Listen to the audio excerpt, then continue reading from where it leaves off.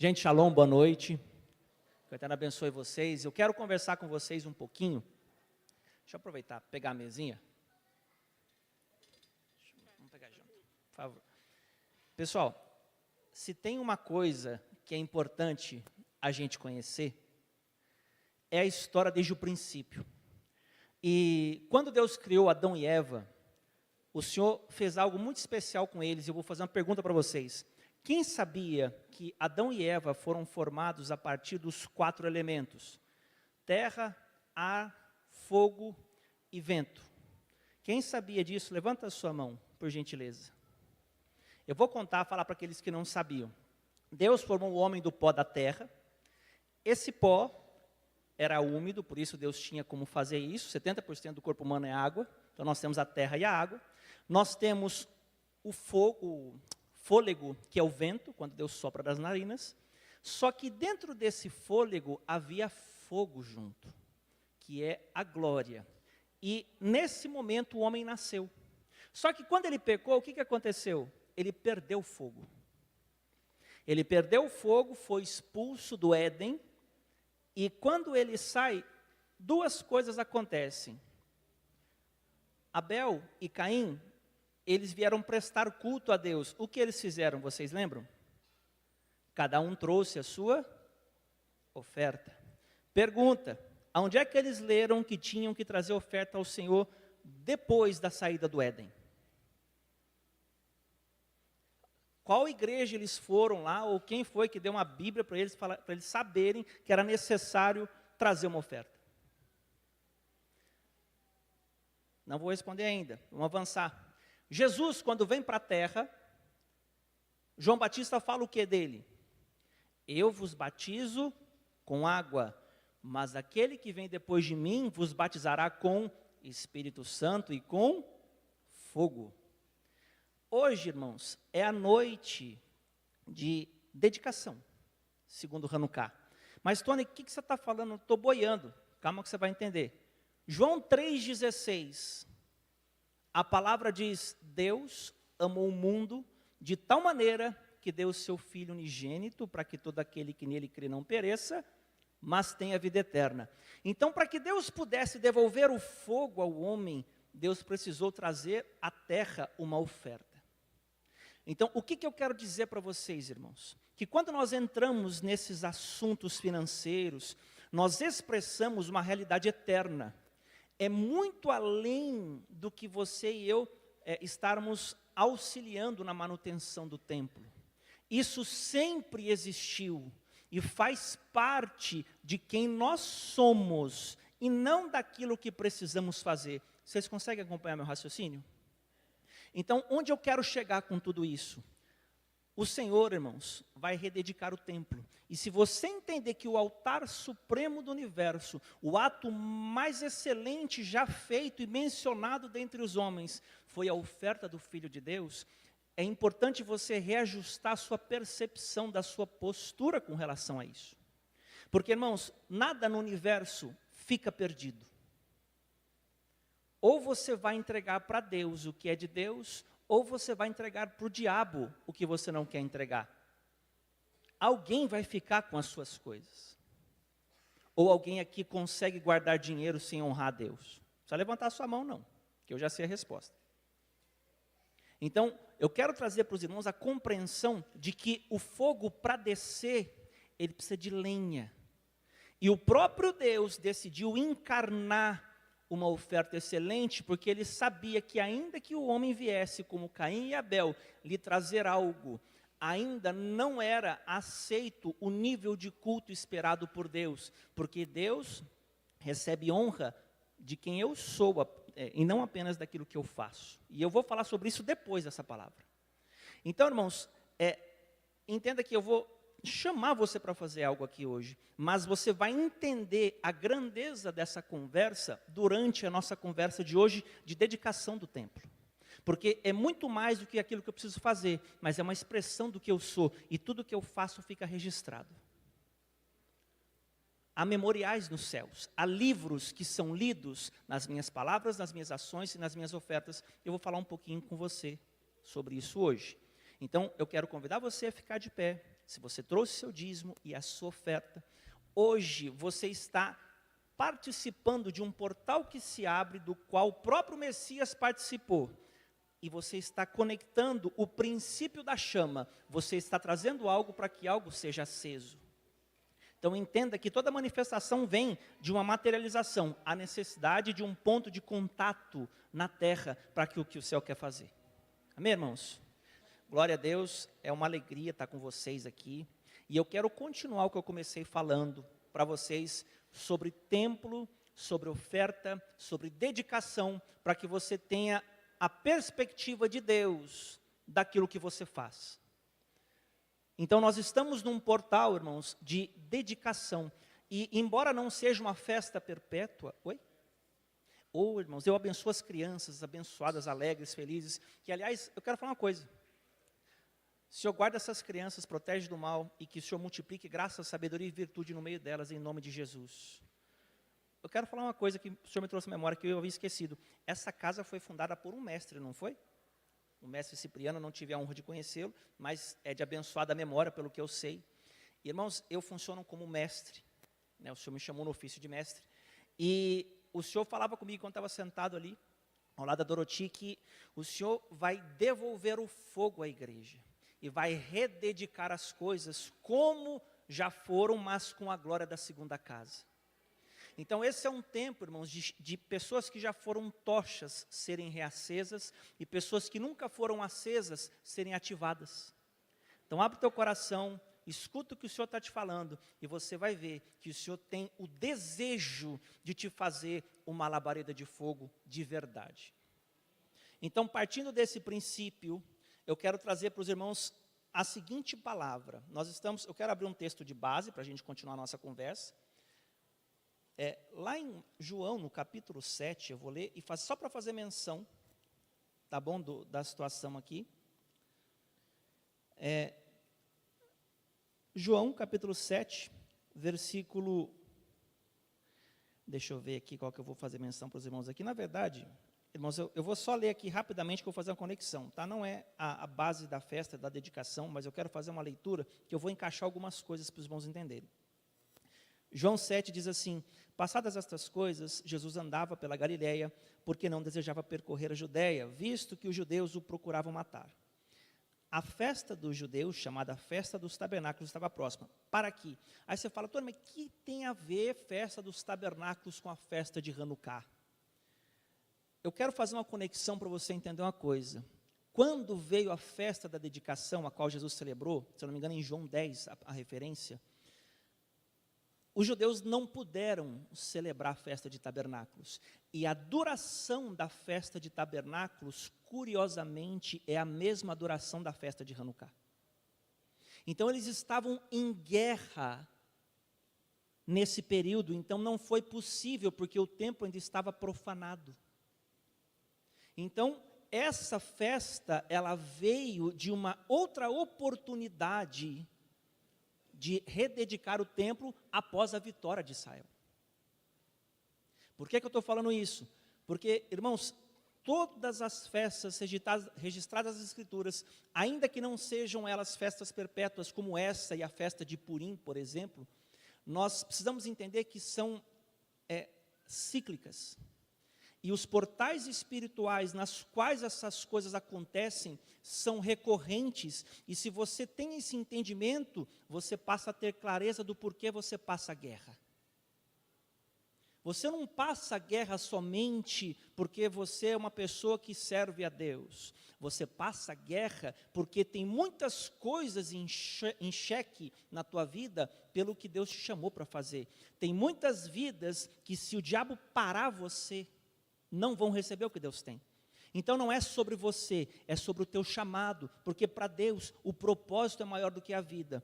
Aí você me pergunta, Tony, mas qual a relação entre tabernáculos e a festa da dedicação? Total. Porque ainda que não fosse um feriado perpétuo, o próprio Senhor Jesus celebrou isso depois, valorizando e estabelecendo que aquilo era algo espiritual. Porque, irmãos, não se engane, tudo que Jesus fez é espiritual. Ele não fez algo porque ele estava indo só de acordo com a tradição. Ele era intencional nas coisas que ele fazia. Então, se você e eu não tivermos a clareza do que Deus faz, nós vamos ficar limitados na hora de enfrentar o que enfrentamos.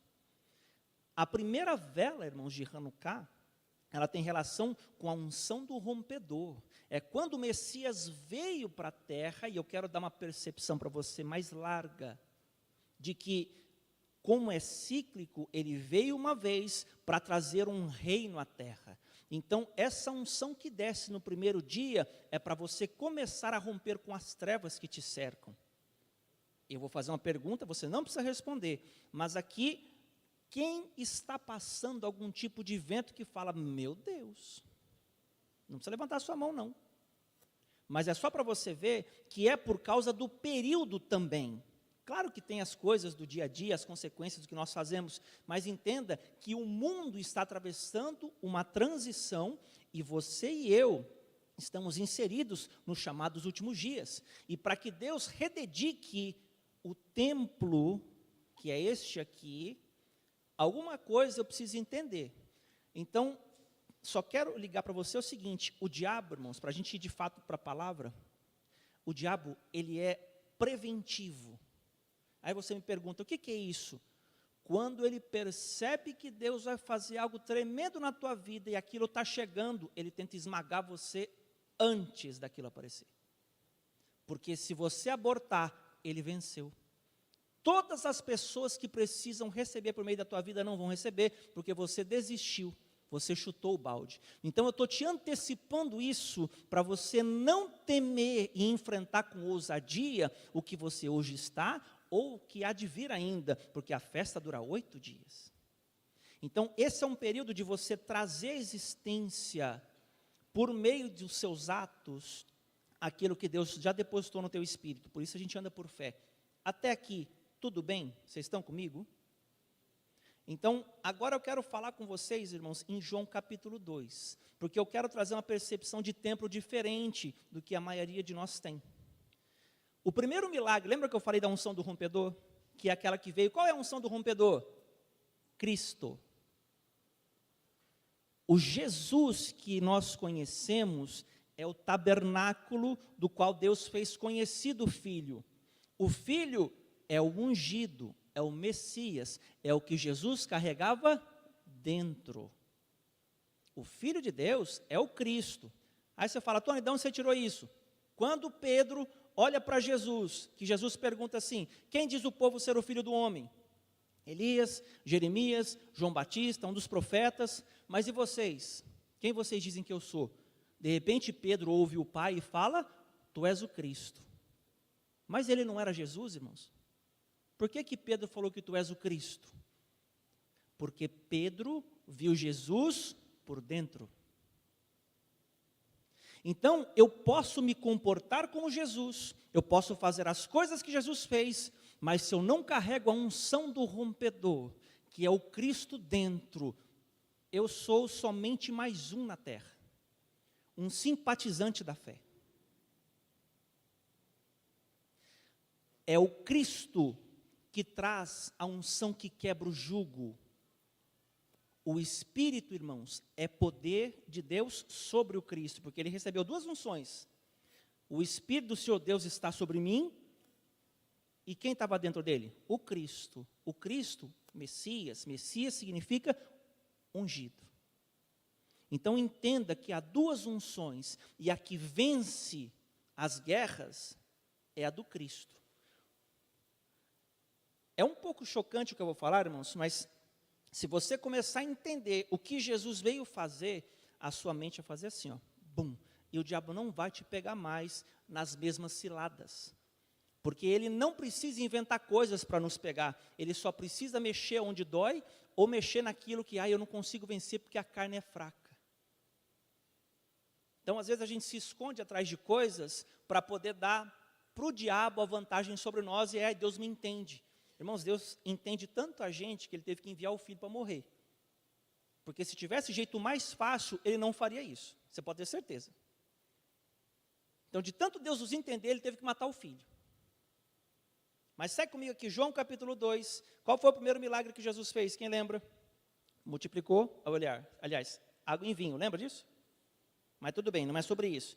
João 2, capítulo 12. Capítulo 2, verso 12. Depois disso, desceu ele para Cafarnaum, sua mãe, seus irmãos e seus discípulos, e ficaram ali não muitos dias. Estando próximo à Páscoa dos judeus, subiu Jesus para Jerusalém.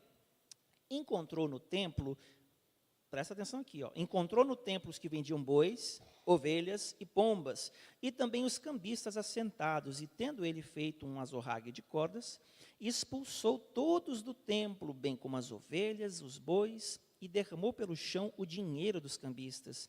Virou as mesas e disse aos que vendiam pombas: tirai daqui estas coisas, não façais da casa de meu pai casa de negócio. E lembraram-se os seus discípulos do que está escrito: o zelo da tua casa me consumirá. Perguntaram-lhe, pois, os judeus: que sinal nos mostras para fazer estas coisas?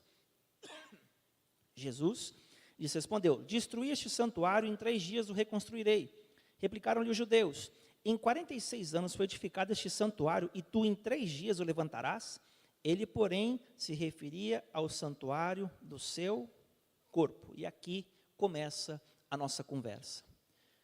Jesus, ele era o único homem iluminado da terra. O que é isso? Ele fazia o que via o Pai fazer. Ele tinha conexão direta com o Pai. Os demais não tinham. Então, por muitas vezes, quando Jesus falava, os homens, os fariseus em geral, entendiam como se tudo tivesse relação com o que está fora. Mas Jesus, segundo o texto, ele falava de si, do que havia dentro dele. Então, olha que interessante, eu vou te contar um segredo. Tudo que Jesus fala, irmãos, quando você lê a palavra literalmente, e você entende segundo a carne, você vai entender como se fosse algo externo a você. Mas quando a revelação vem, você começa a entender que é sobre o seu interior e o santuário que você é. Então, o óculos de Deus, irmãos, o óculos da fé é você olhar para dentro, não olhar para fora. Agora, olha que interessante, ele fala assim: eu destruirei esse templo, em 3 dias o reerguerei. Os fariseus pensavam que era aquele templo do lado de fora. Mas só Jesus sabia que ele falava deste santuário. Mas por que Jesus faria isso? O que aqueles homens faziam? Faziam da casa de meu pai casa de comércio. Aí, quer dizer, então que eu não posso vender as coisas na igreja? Não é isso não. Olha para dentro. Você sabia que você e eu, irmãos, somos excelentes comerciantes e a gente sempre negocia com o diabo as coisas de Deus? Quantas vezes Deus não te coloca algo no coração e você fica aqui negociando com Ele? Deus te fala, dá uma oferta tal. Aí você fala, mas acho que vou dar um pouco menos, porque falta pagar a conta, porque senão vai faltar dinheiro, porque senão não vai dar certo. Casa de negócio. Que isso, pastor? Eu não tenho demônio. Eu sou crente. Irmãos, eu não vou nem entrar nesse mérito com você. Eu só vou te mostrar uma coisa. Jesus, quando ele chegou, ele falava assim: é chegado o reino de Deus sobre vós. Sim ou não? Quem lembra disso? Alguém já leu? Nos evangelhos, Jesus falava isso. Mas por que ele falava que o reino era chegado sobre? Porque ele trazia o Espírito sobre ele e o Cristo dentro dele. Então Jesus, irmãos, era o que os homens viam do Cristo. Mas o Cristo era Jesus por dentro. Então a verdade é que quem movia o tabernáculo carnal chamado Jesus era o Cristo que habitava nele. O Espírito dava poder para ele realizar as maravilhas. Vocês estão comigo no raciocínio, irmãos? Então, se você entender isso aqui, a sua vida espiritual vai mudar, porque você vai parar de ver as coisas do jeito que você via. O Senhor quer te ensinar a vencer as guerras, e você está numa guerra para a dedicação do teu santuário. Deus não recebe santuário qualquer. Ele recebe o santuário que Ele edifica. Então, eu quero te mostrar uma coisa por meio dessa instrução, que é para você olhar com os óculos de Deus. Então, onde eu quero chegar com você? Quando Jesus fala, eu destruirei esse templo, e em 3 dias o reerguerei, ele está dizendo que a questão do negócio e do problema estava dentro do homem. E eu vou recapitular o assunto que eu falei. É chegado o reino de Deus sobre vós. Mas por que ele dizia isso? Porque dentro dos homens já havia outro reino. Só que para que esse reino que já havia dentro dos homens ser confrontado por dentro, o Cristo tinha que entrar no mesmo lugar.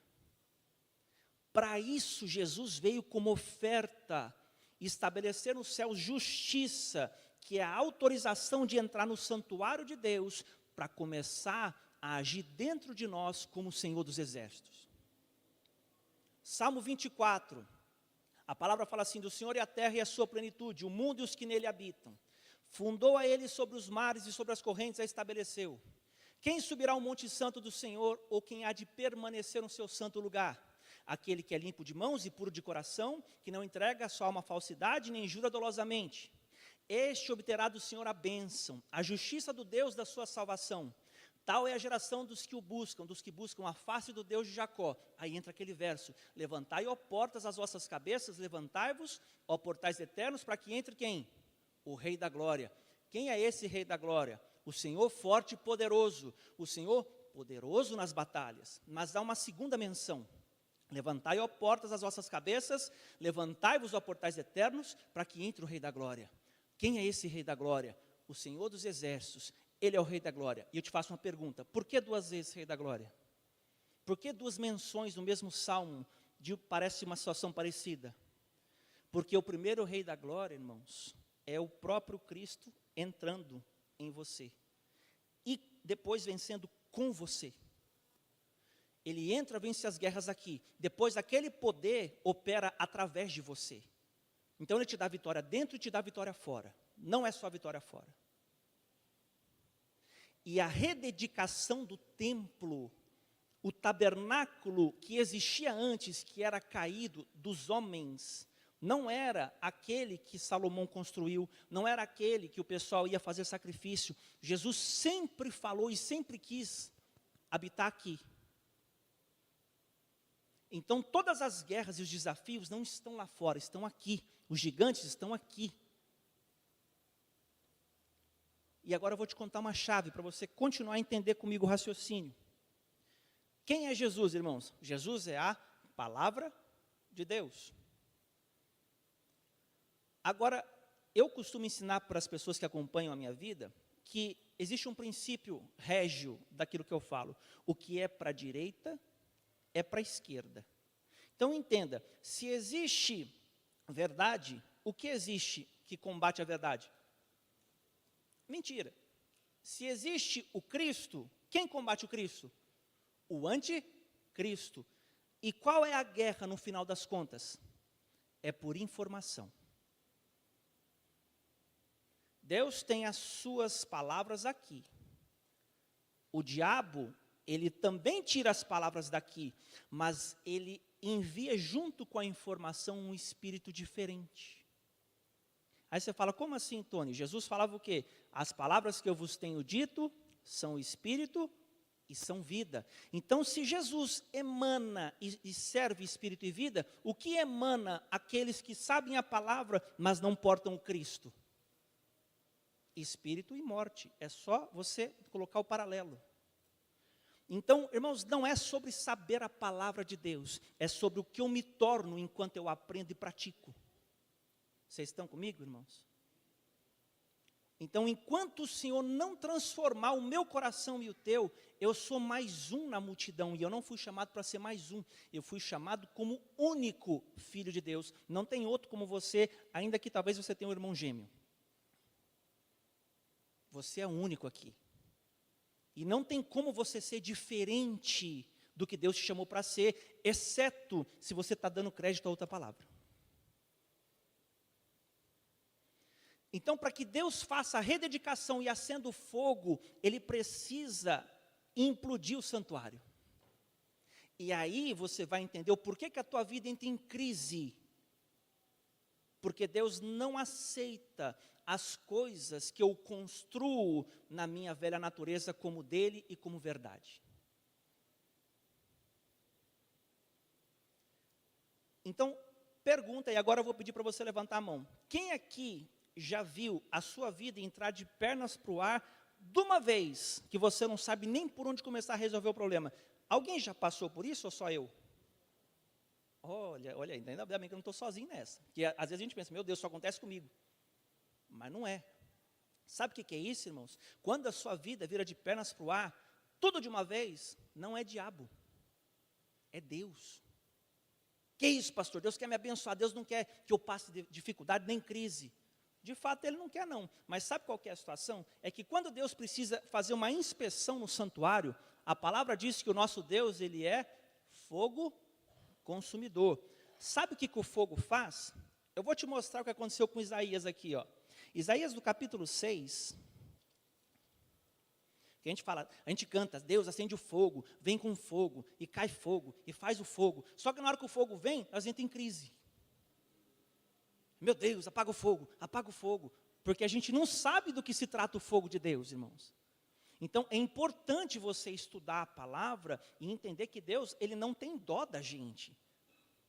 O que Ele podia fazer, Ele já fez. Agora Ele fala, vem para onde eu estou, porque eu já te abri lugar para sentar-se comigo. Ou você governa, ou você é escravo. Vocês estão comigo, irmãos? Tá? Então, olha só, Isaías capítulo 6, o texto diz algo para nós. Isaías, o texto diz assim, no ano da morte do rei Uzias, verso 1, o Senhor estava sentado num alto e sublime trono, e eu vi. As abas de suas vestes enchiam o templo. Serafins estavam acima dele, cada um tinha 6 asas, com 2 cobriam o rosto, com 2 cobriam os pés e com 2 voavam. E clamavam uns para os outros, dizendo, Santo, Santo, Santo é o Senhor dos exércitos, toda a terra está cheia da sua glória. As bases do limiar se moveram à voz do que clamava, e a casa se encheu de fumaça. Então disse eu, ai de mim, estou perdido, porque sou homem de lábios impuros, e habito no meio de um povo de impuros lábios, e os meus olhos viram o Rei, o Senhor dos exércitos. Então, olha que coisa interessante. Uma vez que você contempla a glória, você se vê. Ai de mim. Então, enquanto uma pessoa não vê a glória, ela vê, o irmão mente, o irmão rouba, o irmão falta, o irmão adultera, o irmão isso, o irmão aquilo. Eu não gosto disso, eu não gosto daquilo, você vê para fora. Mas o dia que você encontra a glória, você olha para dentro. Quem era Jesus? Hebreus 1, verso 3, ele é o resplendor da glória, a expressão exata do seu ser, sustentando todas as coisas pela palavra do seu poder. Então entenda que quem estava diante do Messias, o homem Jesus, era totalmente confrontado nas suas convicções. Aí o que é interessante? Os pecadores, pobres, publicanos, e essa galera toda que ninguém dá moral, eram aqueles que não tinham problema com Jesus, porque neles não tinha justiça própria. Então o problema da palavra, assim, a justiça de Cristo, irmãos, é que ela é justiça própria. Eu dou meu dízimo, eu dou minha oferta, eu faço certinho, eu honro o pastor, eu estou em todos os cultos. Ele não faz. Aí você se contenta na posição que você está, mas Deus não está olhando isso. O Senhor olha o quanto de Cristo habita aí. Vou mudar a conversa. Na verdade, o Senhor quer saber o seguinte, não é o quanto você tem de Cristo, é o quanto Cristo tem de você. Aí você fala, como assim, pastor? Tem alguma coisa que você não é capaz de dar? Se tem alguma coisa que não é de Cristo aí. Pastor, desce daí. Vou descer não. Vou descer não. Às vezes a gente é acostumado com algumas coisas que quando vem algo um pouco mais alinhador do Senhor, a gente começa a ficar em choque, a gente começa, meu Deus do céu, não estou gostando dessa palavra. Mas ela não é para a gente gostar, é para a gente aprender com ela. Porque, irmãos, nós vamos prestar conta. Nós estamos aqui sendo julgados, quem está vendo os sinais aí sabe que Jesus está às portas. Jesus, irmãos, Ele é o Senhor do templo. Então, se eu não estiver com o óleo, como nós cantamos aqui, porque tem 5 virgens que vão estar lá, e são virgens, elas não têm pecado, elas só não têm óleo. E 5 com óleo. Então, há um azeite para cada um, irmãos. Se eu não busco, não dá tempo de comprar depois. E quem é o azeite que o Senhor espera encontrar em mim e em você? É o Cristo. É a unção de dentro, aquela que quebra o jugo e te torna semelhante a Deus, não só um simpatizante da fé que faz coisas bonitas diante dos homens. Então, para que o templo seja rededicado, é necessário uma transformação interna, e foi isso que o Messias veio trazer em João capítulo 2. Eu vou implodir esse santuário, em 3 dias eu vou reerguer. Então, para que Deus possa rededicar o teu santuário, Ele vai te levar a um período de crise. Eu quero abrir para você o que está acontecendo na tua vida. Você vai ser levado a um período de crise, não vai falar ninguém com você, vai todo mundo sumir. E, meu Deus, mas ninguém fala comigo, ninguém liga para mim, ninguém está nem aí para nada. Não é isso não, porque agora Deus quer ter um tete-a-tete contigo. Agora o Senhor quer falar com você. Porque você já aproveitou, você já fez, você viveu, você aconteceu. Só que agora o Pai quer levar você para um outro nível. Deixa eu trazer isso para o Salmo 23 para você, para ficar bonitinho. O Senhor é meu pastor, como diz o resto do verso, nada me faltará, é isso? Será que está certo isso? Porque se eu te fizer uma pergunta, está te faltando algo hoje? A maioria vai dizer que está. Mas então por que a palavra diz que nada me faltará? Porque a tradução, irmãos, melhor, é que quando o Senhor é teu pastor, de nada terei falta. Fala de plenitude, fala de preenchimento, não de posse. O Senhor é meu pastor, de nada terei falta. Agora olha que interessante, Ele me faz repousar em pastos verdejantes. Ele me leva junto às águas de descanso. Ele refrigera a minha alma. Ele me guia pelas veredas da justiça por amor do teu nome. Mas o que acontece depois? Ainda que eu ande no vale da sombra da morte. Quem que anda no vale da sombra da morte? Eu. Quando? Quando eu acho que eu sei o suficiente, quando eu acho que eu sou bom, que o diabo não tem chance comigo, quando eu acho qualquer outra coisa, aí eu vou. Mas a palavra fala o quê? Ainda que eu ande pelo vale da sombra da morte, tu estás comigo, o teu bordão e o teu cajado me consolam. Então existe o bordão e existe o cajado. O cajado, ó, tuc, na cabeça, né, da ovelhinha. E o bordão, ó, puxa para trás, vai não. Mas o que é interessante? O vale, ele não é de morte, ele é da sombra. Parece morte, parece que não vai ter jeito, parece que é insolúvel. Mas o que acontece depois, irmãos? Versículo 5 de Salmo 23. Preparas-me uma mesa na presença dos meus inimigos. Pergunta, ovelha senta na mesa?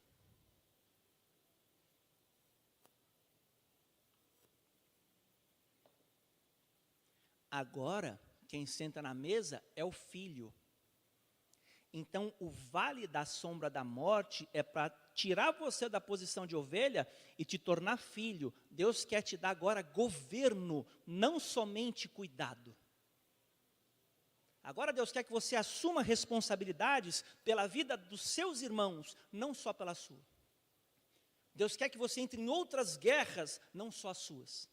Só que para isso Ele tem que te pôr em crise, porque você não terá estrutura de acessar o nível de glória do novo tempo, se Deus não refundamentar o santuário. Cristo, Ele é a pedra angular, Ele é a base onde tudo se encaixa. Se Cristo não está no santuário, eu não aguento a pressão. Eu quero correr, eu acho que a igreja está ruim, eu acho que o pastor não sabe pregar, eu acho que os irmãos são tudo ruim, eu acho que ninguém me dá oportunidade, blá, blá, blá, blá, blá, blá, blá. Por quê? Porque eu ainda não tenho o preenchimento do 23:1, de nada terei falta. O Cristo não me preencheu o suficiente para eu saber que há tempo de fazer e tempo de parar de fazer. Há tempo de ser preparado e há tempo de agir. Há tempo de tudo debaixo do sol. Então, qual que é a ideia do Senhor? Preparas-me uma mesa na presença dos meus inimigos. O que acontece depois? Unges-me a cabeça com óleo. Ah, irmãos, quem é seu inimigo? Quem que se assenta na mesa com o inimigo, conforme o Salmo 23? Não, meu inimigo é meu vizinho, meu patrão que não me paga, está atrasado no salário. Não, meu vizinho é o irmão que não fala comigo da igreja, meu inimigo, né? Meu inimigo é, sei lá, cada um acha que o inimigo é externo e é pessoa. Efésios 6 fala o quê? A nossa guerra é contra principados, potestades, dominadores e essa galera toda do mal aí. Ele fala algum ser humano nessa menção de lista aqui, não? Por que você está brigando com os outros, então? Então entenda, irmãos, que a unção, quando ela vem, unges minha cabeça com óleo, na presença dos inimigos. O que é isso? Quando você está na crise, Jesus senta na mesa com você e Ele quer te dar algo. O que Ele quer te dar? Palavra revelada.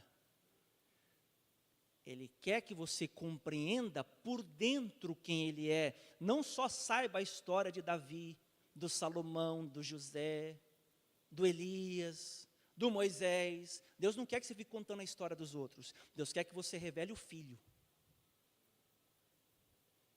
É sobre o Filho. Então, irmãos, Deus não vai brincar mais de casinha com a gente. Essa rededicação do templo é porque o Senhor está nos dando uma nova oportunidade, uma nova responsabilidade, de uma vez por todas, trazer o reino e prevalecer para sempre a palavra dele. Só que, primeiro, o Senhor tem que refundamentar o santuário. Então, o que acontece? Preparas-me uma mesa na presença dos meus inimigos, unges minha cabeça com óleo. O que acontece depois? O meu cálice transborda. O que Jesus disse em João capítulo 10, verso 10? O ladrão vem somente para matar, roubar e destruir. Eu vim para que tenham vida e a tenham em abundância. Então, qual é a unção que Ele quer derramar e preencher em você? É o Cristo, irmãos. É o Cristo, Ele quer que você transborde. Eu estou conectando o Salmo 23 junto com o João 10, para você entender. Então, entenda que o Senhor quer que você expresse o Cristo, que você haja como Ele, mas, acima de tudo, reaja como Ele. Porque a gente pode agir como gostaria de ser, mas reage como de fato somos. Então, a gente esconde as reações não. Então, a questão é que Deus não vai me comparar com o Wagner, não vai me comparar com Davi, não vai me comparar com ninguém. Deus vai me comparar com Cristo, irmãos. Quando Ele for julgar, Ele vai me comparar com Cristo. E aí, a coisa fica difícil.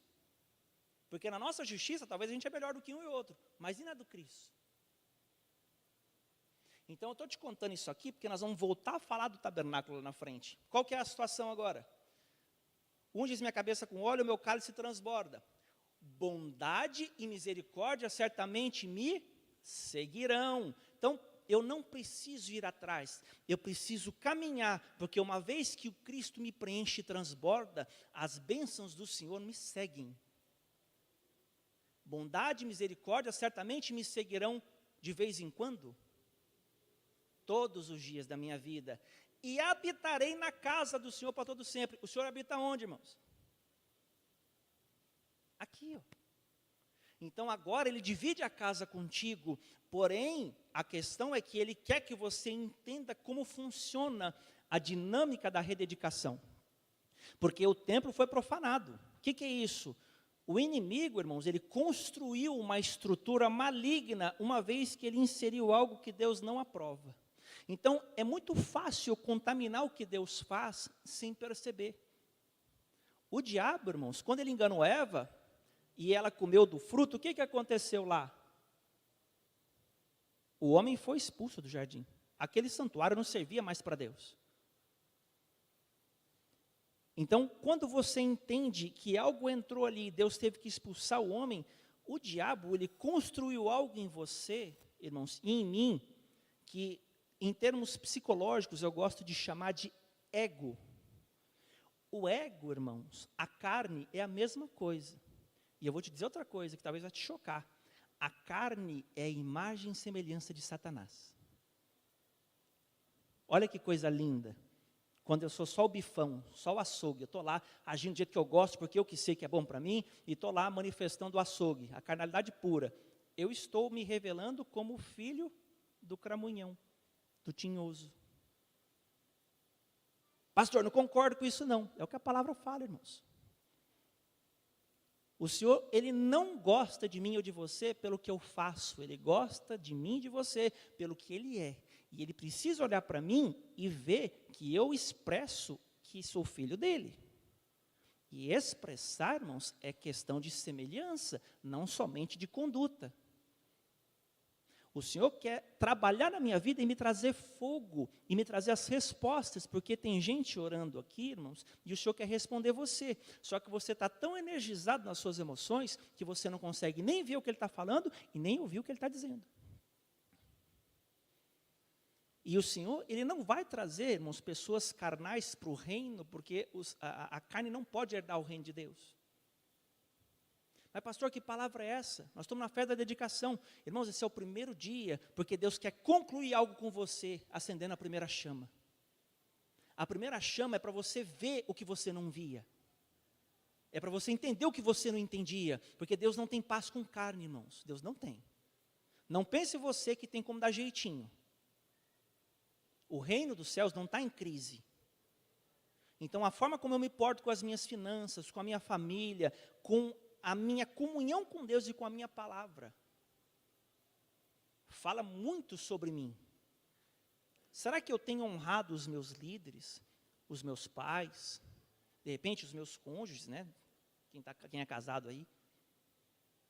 Porque o Senhor, irmãos, Ele está vendo a gente quando ninguém está vendo. Não é quando a gente está aqui, que está todo mundo bonitinho, cheiroso, cumprimentando, shalom, irmão, Deus te abençoe. Então, o que Jesus veio destruir para reerguer este santuário? Por quê, irmãos? Porque o ego, irmãos, o único jeito para ele é cruz. Cruz. Então, Jesus teve que ser crucificado para que o Cristo pudesse ressurgir dentre os mortos e fundir as naturezas. Aí a palavra fala em 1 Coríntios 15, o primeiro Adão foi feito alma vivente, o último, espírito vivificante. O primeiro Deus criou por fora, o segundo Deus recria por dentro. Ele quer ver você como imagem e semelhança dele. Ele quer ver você frutificando. E para isso é muito importante eu compreender que quando eu faço negócio na casa de Deus, e agora eu estou voltando para João 2.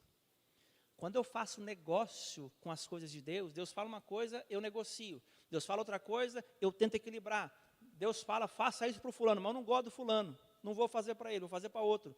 Você muda o endereço das coisas. E quando a gente muda, irmãos, a gente está negociando ou simplesmente fechando a porta para Deus e fazendo o que quer. E a gente acha que porque a gente fez algo diferente do que Deus pediu, Deus vai abençoar o que nós fizemos fora da sua palavra.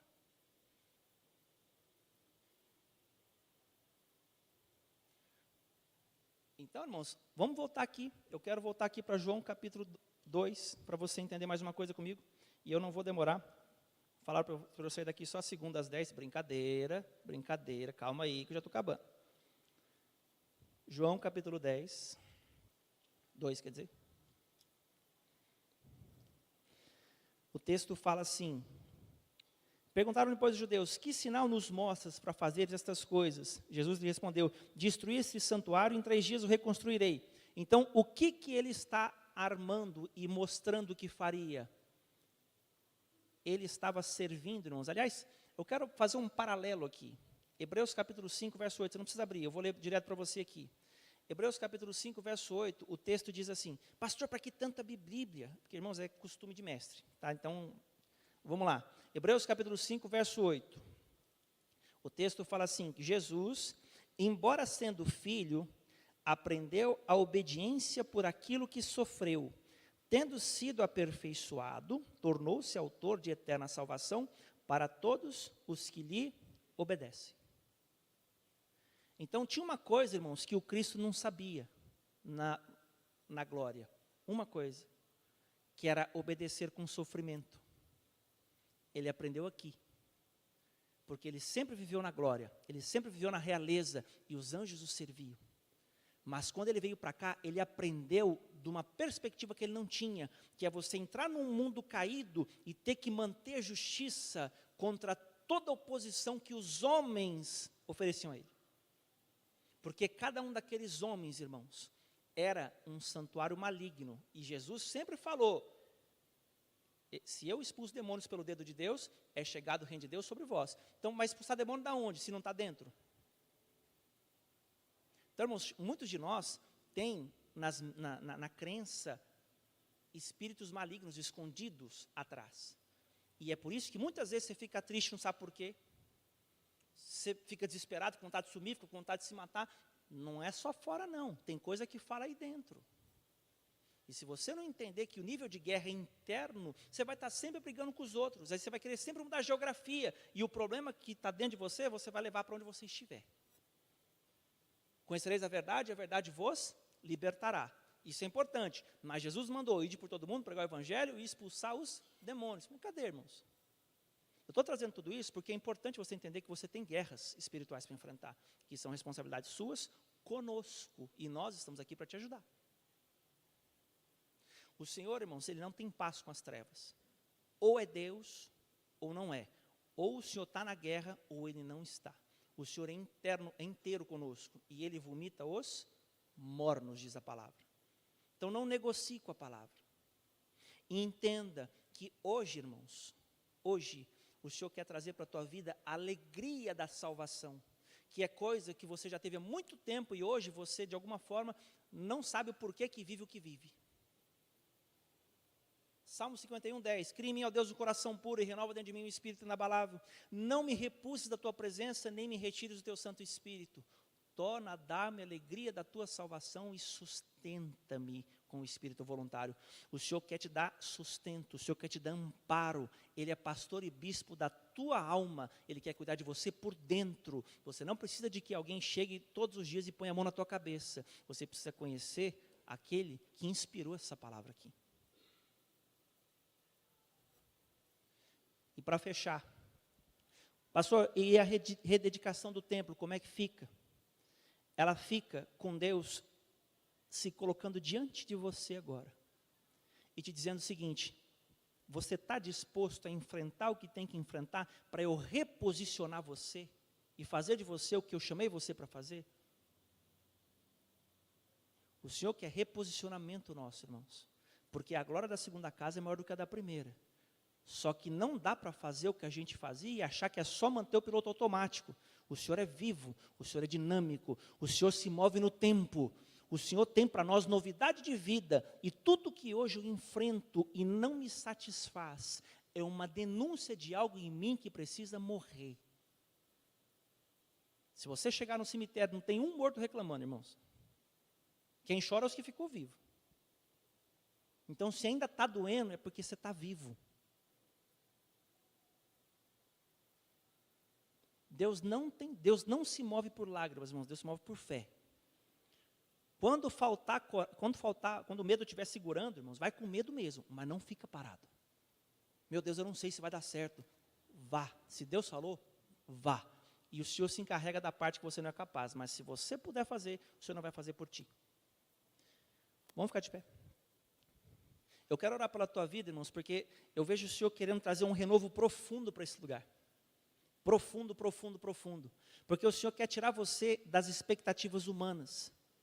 O Senhor, Ele faz, irmãos, as coisas por meio dos seus filhos.